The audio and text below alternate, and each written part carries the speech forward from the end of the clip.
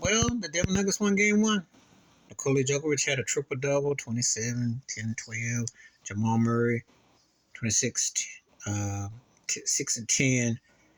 They're the second duo second duo since Magic Johnson, James Worthy from 87 to do 25 and 10.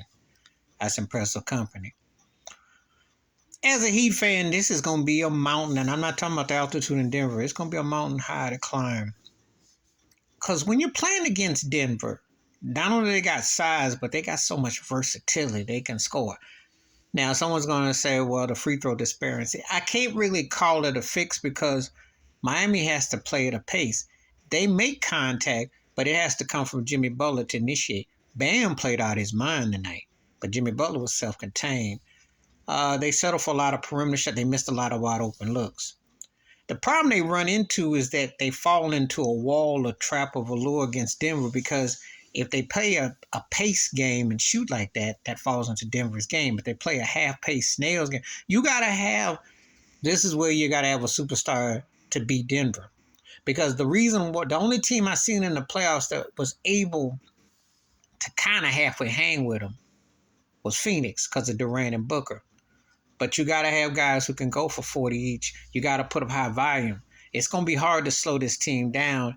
And if you remember, it was at game 2. The Lakers tried it, came up short because you don't beat this team by being grandpa because they will put you to sleep and then they'll eventually run you over. Aaron Gordon, who I said was going to be integral in that Lakers series, I said he's coming on. That's a problem because he's the third wheel. Michael Portis, like KCP. But if Gordon and Portis get going, it's a wrap. It's a wrap. It's going to be tough because Miami got to have firepower. And you just can't play shootout, give and take with this team. The zone is smart. You got to make your shots. You got to be aggressive, and you got to pick your spots. But Jokic is so fundamentally sound like someone who's watched basketball for a long time. This cat just impresses me more and more as the day goes by. I was one of those kind of people who was kind of leery about the hype a couple of years ago. But something about last year, and especially this year, he got my eyes open. And he is the truth. I'm going to tell you something. It's going to be tough to beat him by talking about it because he beat you in so many ways. He sets some incredible screens, high screens. His passing game is off the doorknobs. He's really that dude. So Miami got to score. They got to be aggressive. They got to play their brand of ball, but they're going to have to come up. The thing is this, first half they look too small, and they're going against a more talented team. And this ain't Boston. This ain't Milwaukee softness. This ain't New York's inexperience running the guard. This ain't Boston's sloppy but talented situation. You're going against a team that will put you to sleep and will expose you and beat you if you don't play smart ball. So I'm hoping for a long series, but they're not making the naysayers look too good because they did get it under 10.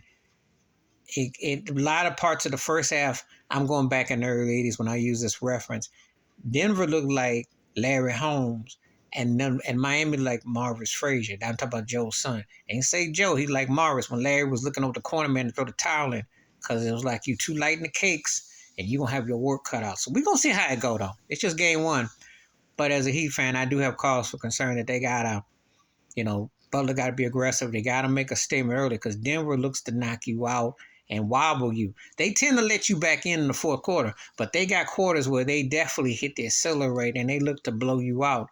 You got to be ready for the punch because they come with that combination. Please hit like, subscribe, welcome thoughts, comments, and I do respond. Thank you. Wash your hands. Keep your mind clear. Watch out for another shit if you want to know them out.